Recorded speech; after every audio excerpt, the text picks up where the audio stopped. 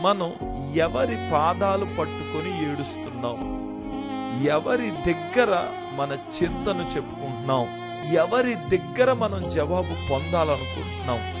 ఈరోజు చాలా మంది మనుషుల దగ్గర ఎక్కువ ఏడుస్తున్నారు, మనుషుల దగ్గర చింతను చెప్పుకుంటున్నారు, మనుషుల దగ్గర తమ గోడును చెప్పుకుంటున్నారు. బైబిల్ గ్రంథంలో హన్నాను మీరు చూడండి. ఆమె దేవుని దగ్గరికి వెళ్ళి దేవుని మందిరంలో మూలుగులతో ఏడుస్తుంది.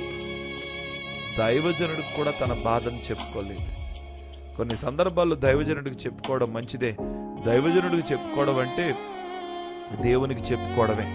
నేరుగా దేవుని మందిరంలోనికి వచ్చి మూలుగులతో ఏడుస్తున్నప్పుడు ఆమెకు దేవుడు గొప్ప జవాబు ఇచ్చాడు.